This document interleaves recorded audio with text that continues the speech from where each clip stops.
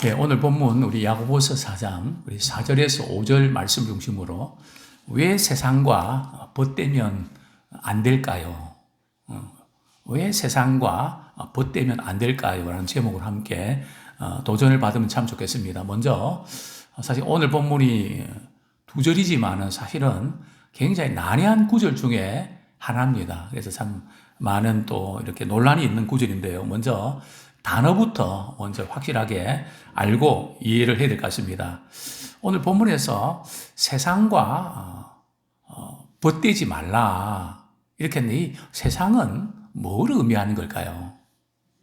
세상을 멀리하라는 걸까요? 세상과 좀 담을 쌓아놓고 영적인 것만 추구하라는 그런 뜻일까요? 신자가 세상을 미워해야 됩니까? 그건 없는 것 같고 세상이 우리를 미워한다는 것은 들은 것 같은데 세상을 사랑하지 마라.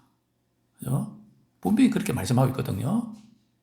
어떻게 세상에 살면서 세상을 사랑하지 않고 살아갈 수 있을까요? 코로나 때 우리가 거리두기를 많이 했는데요. 병원에 가서 의자 앉을 때도 거리두기 좌석이 있어갖고 한 칸 떼어놓고 말이죠. 우리 앉기도 하고, 뭐 줄을 서도 말이죠. 또 심지어는 휴게소 화장실 갈 때도 말이죠. 거리 두고 참 이렇게, 그때는 심각했는데 지나고 보니까 참 거리두기가 뭔지. 우리 신자는 세상과 거리두기를 얼마나 해야 될까요? 또 멀리 하자니 세상에서 뒤지는 것 같고, 가까이 하자니 세상에 물드는 것 같고, 우리는 이렇게 말씀을 읽고 또 주님을 따라가면서 때때로 이런 밤을 하면 도대체 어쩌란 말이야? 어떻게 하란 말이야? 참 어렵다 하는 생각을 하게 되는데요. 우리 하나님은 세상을 미워할까요? 사랑할까요? 사랑하죠. 왜요? 요한복음 3장 16절에 보면 하나님이 세상을 이처럼 사랑하사. 이 세상은 누가 창조하신 작품인가요? 하나님이 창조하신 작품이란 말이죠. 그죠? 세상에는 피조물들, 또 세상에 하나님께서 만드신 모든 창조물들, 피조물들, 모든 것들 하나님의 작품이잖아요. 그죠? 하나님이 세상을 사랑하셨다는 그 세상은 또 뭐고, 오늘 본문에서 세상과 벗대지 말라는 그건 또 뭔가. 자, 먼저 우리 성경 구절 한 구절 보겠습니다. 요한일서 5장. 요한일서 5장. 죄송합니다. 요한일서 2장입니다. 요한일서 2장. 15절, 16절, 그죠? 세상을 이렇게 사랑하지 마라 하는 그 의미가 뭔지, 그 부분을 자세히 이렇게 구체적으로 말씀하고 있는데요. 우리 요한일서 2장, 15절, 16절 같이 읽겠습니다. 시작. 이 세상이나 세상에 있는 것들을 사랑하지 말라. 누구든지 세상을 사랑하면 아버지의 사랑이 그 안에 있지 아니하니 이는 세상에 있는 모든 것이 육신의 정욕과 안목의 정욕과 이생의 자랑이니 다 아버지께로부터 온 것이 아니요 세상으로부터 온 것이라. 그죠? 우리가 하나님을 사랑하고 이 세상을 사랑하지 말라는 게 뭔가 하면 세상 사람들이 추구하는 삶의 방식이 있다는 거죠. 세상 사람들이 추구하는 삶의 방식에 세 가지 특징이 나오죠. 첫 번째 특징은 육신의 정욕과 그리고 안목의 정욕, 눈으로 보기 때문에 그냥 우리가 욕심내는, 그리고 또 사람들 앞에서 자랑을 시키고 싶은 그 이생의 자랑. 이 세 가지를 합치면 결국은 자기 중심적인 그 삶의 패턴, 자기 이익을 먼저 추구하고 나 자신을 위해서 이렇게 수단 방법 가리지 않는 그런 삶의 방식. 언젠가도 말씀드렸죠. 죄가 영어로 SIN이거든요. 어떤 분들이 이제 죄가 뭐냐 해서 SI를 대문자로 쓰고 말이죠. N. 그러니까 죄가 뭔가 나를 내세우고 나를 자랑하고 그냥 자기밖에 모르는 그것이 죄다. 그죠? 또 이전에 저희 교회 KT에서 이렇게 전화국에 있던 우리 분이 한 분 계셨는데요. 제가 이제 궁금해서 물어봤습니다. 전화하는 내용들을 그분들은 다 이렇게 듣고 있거든요. 사람들이 전화할 때 제일 많이 쓰는 단어가 뭐냐고. 많이 쓰는 단어가 뭐냐 했더만 자기래요. 내가. 그걸 제일 많이 쓴대요. 그죠? 우리 성경을 읽어가다 보면 말이죠. 우리 이제 전도서에도 보고, 전도서 보면 솔로몬이 타락했을 때 보면 말이죠. 그저 내가 뭐 하고, 내가 자꾸 이렇게 나오면 내가 목사인데, 내가 장로인데, 내가 권사인데, 이게 교회를 시험 들게 하는 요인 아닙니까? 그죠? 나를 자꾸 이렇게 내세우고, 나를 무시하고, 그죠? 그렇습니다. 이제 그런 세상 사람이 추구하는 삶의 방식, 그걸 따르지 말라는 겁니다.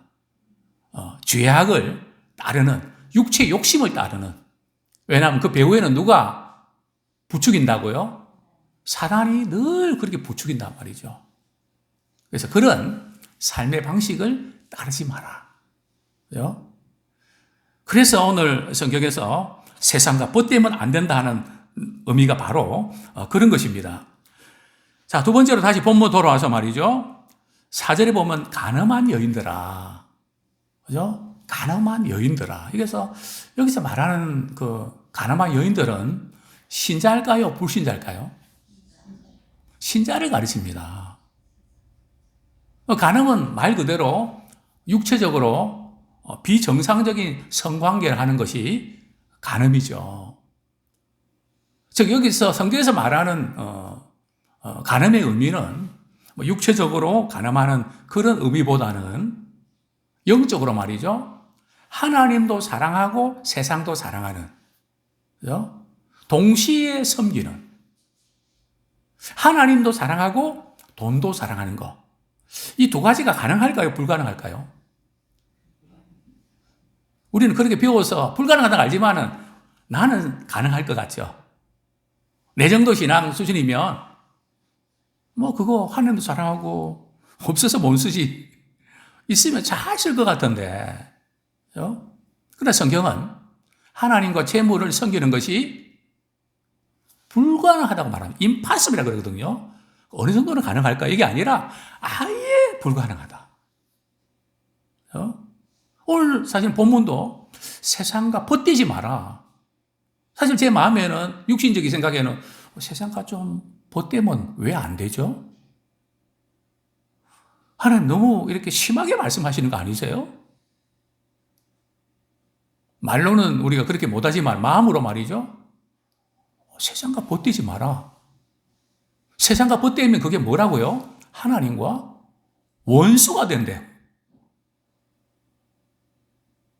이게 그렇게 심각한가? 세상 살아가면서 세상을 또 사랑하고 또 이렇게 관심 갖고 잘해보려고 하고 그러다 보면 세상을 이렇게 좋아하게 되는데 왜 하나님께서는 이걸 하나님과 원수가 된다고 그렇게 어떻게 보면 우리 입장에서 볼 때는 극단적인 표현을 쓰셨을까? 사실은 우리 육체적인 이 본능은 다소 거부감을 느끼고는 합니다. 그러나 성경에서 하나님께서 자기 백성 이스라엘과 택한 백성 성도들과 하나님 관계를 말이죠. 결혼 관계를 비유하고 있거든요. 그래서 신앙은 결혼입니다. 마지막 우리 주님 오실 때도 신랑 되신 주님을 맞아드리거든요. 우리는 신부는 교회잖아요. 그죠? 이 결혼 관계로 비유한단 말이죠. 그래서 성경에서 말씀하고 있는 이 결혼, 이제 간음이라는 문제는 하나님보다 세상에 더 마음이 빼앗겨 있는 상태. 그것을 간음이라고 표현하고 있죠. 하나님도 섬기고 세상도 섬기는. 성경은 제가 일일이 찾아보지 않겠지만 말이죠. 바로 그것이 간음이다. 이스라엘 백성들을 향해서 나는 너의 남편이다. 너는 신부다. 뭐 예레미야, 에스겔, 또 호세아서 뭐 계속 강조하고 있는데요. 왜 세상과 벗이 되면 안 될까요? 첫 번째는 하나님과 원수가 되기 때문에 그렇습니다. 우리 4절 말씀 제가 읽어드립니다. 가늠한 여인들아 세상과 벗된 것이 하나님과 원수됨을 알지 못하느냐? 그런즉 누구든지 세상과 벗이 되고자 하는 자는 스스로 하나님과 원수되는 것이니라. 자, 여기에서 벗이 된다는 의미가 뭘까요? 벗이 된다. 그저 우리 세상 속에서 적응하며 살아가는 그것이 벗이 아니고요. 돈도 벌어야 되고 경쟁도 해야 되고 그죠? 남들보다 좀 앞서 나가기 위해서 얼마나 애를 씁니까? 그죠? 여기 벗이 된다는 것은 바로 사랑한다는 의미입니다. 강렬한 애정을 갖는다는 거죠. 부부가 서로 사랑하는데 말이죠. 만약에 남편이 아내에게 말이죠. 당신 내가 마음에 안 들면 언제든지 다른 남자 생겨서 사랑해도 괜찮아. 나는 마음이 넓고 이해가 많거든. 멋진 남자인가요? 남편인가요? 무책임한 남편이죠. 그죠? 아내에게 그렇게 이야기하면 아내들이 좋아할까요? 물론 좋아하는 아내도 있을 수도 있겠지만, 그죠? 정말 이 부부 관계, 사랑의 관계는 그렇게 하면 안 되잖아요. 그죠? 그래서 기독교가 독선이다 하는 이야기 듣는 것이 사실은 좋은 겁니다. 부부 사랑은 그렇게 시기하고 독선이 돼야 돼야지. 나 말고 다른 사람도 사랑해도 괜찮아. 나 다 이해해. 살다 보면 그럴 수 있는 거지. 그게 아니잖아요. 그죠? 여기서 세상과 벗된다는 의미는 말이죠. 세상에 온통 마음이 빼앗겨 있는 거. 하나님을 잊어버린다는 거죠. 간혹 저는 우리 성도들 가운데도 이렇게 우리 젊은들 가운데도 물어봅니다. 그 세상에 그저 경쟁사에서 살아가면서 하나님을 잊어버린다고. 그죠? 가장 무서운 그런 침해가 하나님을 잊어버린 겁니다. 우리 부모가 말이죠. 자녀들을 이렇게 키우면서 직장을 나가기도 하고 그런데 직장에서도 자녀가 지금 밥 먹었는지 지금 뭐 하는지 그거 잊어버리는 부모가 있나요? 요즘 또 시계를 차고 말이죠. 다 뭐 아이들에게 뭐 일어나는 부분은 다 이거로 말이죠. 다 이렇게 점검하지 않습니까? 늘 사랑하는 자녀의 마음이 향해 있단 말이죠. 구원의 표가 뭔지 아십니까? 베드로 전서인가요? 후서인가요? 그 구원의 표는 우리의 선한 양심이 하나님을 향하여 찾아가는 것이라고 했습니다. 그게 무슨 뜻일까요? 사랑하는 사람을 찾아갑니다. 방금 만나고 또 말이죠. 보고 싶다 그러고. 방금 집에 들어가고 말이죠. 며칠 지나도 보고 싶으면 괜찮은데, 보고 싶다고. 그냥 늘 마음이 거기 가 있단 말이죠. 그래서 우리가 어디 있든지, 무슨 일을 하든지 사랑하는 대상을 향하는 거. 그죠? 그것이 구원받은 표란 말이죠. 그런데 하나님을 잊어버린다. 하나님 나를 바라보시고, 내 말을 들으시고, 그런 생각이 전혀 나지 않는다. 저는 그것은 영적인 침해라고 봅니다. 제일 무서운 침해죠. 근데 그럴 수가 없거든요. 내 안에 성령님이 계시잖아요.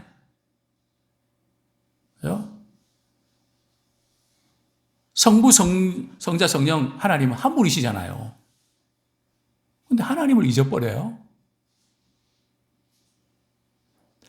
그래서 세상이 벗이 됐다는 것은 바로 이런 것이죠. 어떤 소원이나 갈망이 성취되기를 바라는 것 그 이상이라는 거죠. 막 불타는 거죠. 그것밖에 생각이 안 나고. 그래서 우리는 이 세상에서 어떤 근심과 걱정 때문에 밥을 못 먹을 정도로 그렇게 되면 안 돼요. 일단은 밥은 드셔야 돼요. 그죠? 건강 유지하면서 정신을 차리고 또 힘을 내야 돼요. 다 잊어버리고 뭐 그냥 다 그것 때문에 말이죠. 마음이 다 빼앗기는 그것이 세상과 벗되는 거죠. 그렇습니다. 신자가 세상과 벗이 되면 말이죠. 그게 어떤 결과를 초래하는가 하면 하나님과 원수가 된다는 거죠. 하나님은 우리를 어떻게 사랑하셨는데, 하나님은 이 세상의 수많은 사람들 가운데 우리를 한 사람, 많은 사람들 가운데 한 사람 이렇게 사랑하지만 거의 독차지하듯이 사랑하거든요. 나누어서 사랑하는 것이 아니라 나만 사랑하듯이 그렇게 사랑하시거든요. 근데 우리의 삶은 너무 나누어져서 하나님 사랑한단 말이죠. 그래서 마음을 다하고 뜻을 다하고 힘을 다하고 목숨을 다해서 주 너희 하나님을 사랑하라. 이 신앙은 올인하는 것이지 절대 대충 할 수 있는 게 아닙니다. 결혼은 올인하는 것이지 그냥 파트로 말이죠. 그냥 대충 하나의 피자 한 조각처럼 생각하는 게 아니라는 거죠. 그렇기 때문에 하나님과 원수가 된다. 그렇습니다. 근데 우리가 예수님 믿고 말이죠. 변화되는 것이 있다면 우리가 세상에서 주어진 일들을 다 하지만 세상을 사랑하는 마음이 세상이 별로로 바뀌지 않습니까? 세상이 대단하게 보이십니까? 별로입니까? 어떠시죠? 정말 주님을 사랑하면 제가 이해하지 못하는 관객이 있다면 지하철에서 못생긴 아이인데 말이죠. 그 엄마가 그렇게 이뻐하고 말이 자랑하고 좋아하는 그 속으로 저렇게 좋을까? 내가 낳은 자녀니까. 누가 뭐라고 하든지 그렇게 이쁘고 사랑스럽게 보이는 거 아닙니까? 그죠? 그 부모는 다른 애가 더 이쁘고 해서 말이죠. 그래서 이 아이가 더 미워지지 않습니다. 그래 묻습니다. 이 아이 몇 개월 됐냐고. 예? 이 아이를 자랑하고 싶고 그냥 너무 사랑스러우니까. 그죠? 바로 그것이 사랑의 특징 아닙니까? 이게 세상과 벗이 됐다는 것은 말이죠. 어느 정도 가면 다른 것을 제쳐놓고 어떤 걸 제쳐놓고 다른 것을 선택한다는 겁니다. 기도와 말씀을 제쳐놓고 다른 것에 빠져서 전혀 시간을 못 내는 그게 세상과 벗이 됐다는 겁니다. 우리 주님을 제쳐놓을 수 있나요? 주님을 만나는 말씀과 기도를 멀리할 수 있나요? 그것이 없이는 우리 믿는 사람은 사는 게 사는 것 같지 않은데 모든 크리스찬들은 주님을 사랑하는 것이 너무 크기 때문에 내가 이전에 사랑했던 것들은 별로로 느껴져야 돼요. 여전히 세상을 사랑하는 그 마음이 똑같으면 안 돼요. 우리 찬양 있지 않습니까? 이전에 좋던 것 이제는 값없다나요? 좋아하는 게 달라질 수밖에 없다는 거죠. 주님을 사랑하는데. 안 믿는 분들이 그런 이야기 하지 않습니까? 이렇게 좋은 날 교회 가서 예배 드리냐고. 그죠? 우리는 주님을 사랑하기 때문에 다른 어떤 것보다 주님을 만나고 말씀 듣고 은혜를 힘입고 그것이 너무 좋으니까 몸이 아파도 은혜 보좌 앞에 나오는 거 아닙니까? 또 말씀을 가까이 하는 거 아닙니까? 피곤하고 힘들어도. 근데 어떻게 주님을 제쳐놓고 다른 걸 선택할 수 있습니까? 설령 우리가 그런 걸 선택한다 하더라도 별로 좋지 않습니다. 우리가 돈을 벌어서 좀 여유 있게 살아도 보지 않았습니까? 여행도 다니고 재밌게도 지내보지 않았습니까? 그게 그렇게 좋던가요? 갈 때는 좋은데 돌아올 때는 얼마나 허전합니까? 그러나 우리의 삶의 모든 영역에 주님이 계시면 감격과 기쁨이 있지 않습니까? 신앙은 뒤끝이 좋아야 돼요. 세상은 뒤끝이 안 좋습니다. 주님이 없으니까요. 그래서 늘 우리가 살아가면서 지나가 보면 좋은 것. 그 좋은 것은 바로 주님과 함께 하는 것입니다. 주님 안에 거하는 것입니다. 그래서 세상과 보탠다는 것은 제껴놓고 세상을 선택하는 것을 말합니다. 우리 로마서 8장 6절부터 9절까지 세상과 보태고 이렇게 그 부분이 가장 잘 나타냈는데요. 로마서 8장 6절에서 9절 말씀 한번 보겠습니다. 시작. 육신의 생각은 사마 하나님과 원수가 되나니. 다시 읽겠습니다. 제가 다시 찾아볼게요. 로마서 8장 6절부터 9절까지. 번역이 조금 다른 버전이네요. 같이 한번 읽겠습니다. 8장 6절부터 9절까지 시작. 육신의 생각은 사망이요 영의 생각은 생명과 평안이니라. 육신의 생각은 하나님과 원수가 되나니 이는 하나님의 법에 굴복하지 아니할 뿐 아니라 할 수도 없음이라. 육신에 있는 자들은 하나님을 기쁘시게 할 수 없느니라. 만일 너희 속에 하나님의 영이 거하시면 너희가 육신에 있지 아니하고 영에 있나니 누구든지 그리스도의 영이 없으면 그리스도의 사람이 아니라. 육신의 생각은 하나님과 원수가 된다는 거죠. 그러니까 우리가 육신의 생각 가지고 말이죠. 말씀에 순종해야지 해도 그렇게 할 수가 없다는 거죠. 우리의 영에, 성령에 이끌려야 말씀에 순종할 수 있지 우리의 의지만으로 되는 게 아니라는 거죠. 하나님 기쁘시게 해야 되는데 알지만 할 수가 없다는 거예요. 이것을 우리에게 적용한다면 말이죠. 자꾸 우리가 혼자 있을 때 내가 이래 살아서 뭐하나, 그죠? 삶에 대한 의욕이 상실되고 빨리 죽어야 돼. 괜히 그냥 집만 되지. 이렇게 오래 살아서 뭐해? 그런 마음이 들 때 어떻게 될까요? 이건 육신의 생각이지. 왜요? 육신의 생각은 뭐라고요?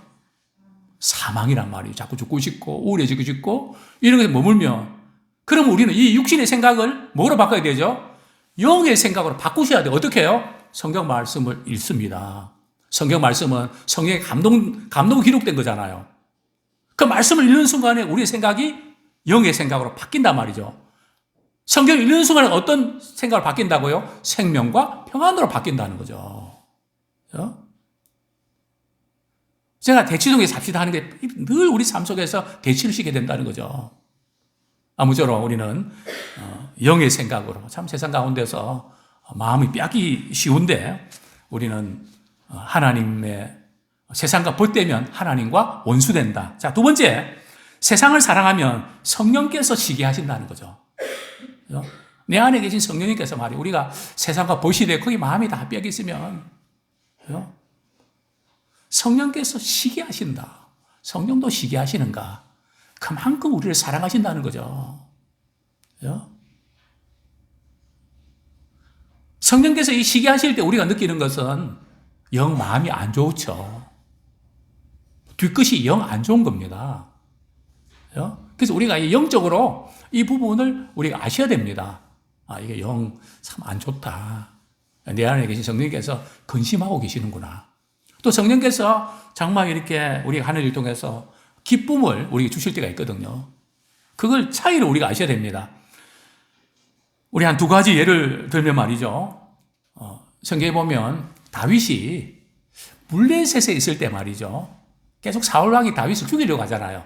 그래서 다윗은 계속 도망 다니거든요. 도망 다니고 하루 이틀이지. 내가 언젠가 잡혀서 죽겠지. 그래서 다윗이 블레셋으로 들어가거든요. 근데 재미있는 것은 말이죠. 다윗이 블레셋에 있는 동안에는 시편이 기록된 게 없어요. 그죠? 불안하고 두려운 가운데서도 하나님을 찾고 할 때 많은 시를 지었거든요. 그런데 육신적으로는 이렇게 아니라고 이럴 때는 영적으로 둔해진다는 거죠. 두 번째로는 아브라함입니다. 하나님께서 아브라함에게 사라를 통해서 자녀를 선물로 주기로 약속하셨거든요. 그냥 이렇게 75세 때 약속하셨는데 이스마엘을 저거 안 돼갖고 말이죠. 몸종 하갈과 이렇게 동침해서 이스마엘 낳잖아요. 그때 나이가 86세거든요. 그리고 한참 지나서 하나님께서 아브라함에 찾아오실 때가 아브라함이 몇 살인가 하면 99세거든요. 13년 동안에는 하나님과 아브라함과의 그런 만남의 사건이 성경에 기록이 되어 있지 않습니다. 그죠? 세상과 벗대고 있을 때. 그죠? 그렇습니다. 이제 우리는 늘 주님을 가까이 모셔드리고 교제하고 말씀과 기도 속에서 하나님의 벗이 되기 원합니다. 아무쪼록 우리가 이렇게 세상과 거리 유지하는 게 쉽지 않은데요. 그래서 늘 이렇게 은혜 보좌 앞에 와서 말씀 듣고 또 다시 한번 주님과 함께 또 주님 안에 거하는 이 시간들이 정말 우리 생애에 최고로 복된 시간 되기를 소원합니다.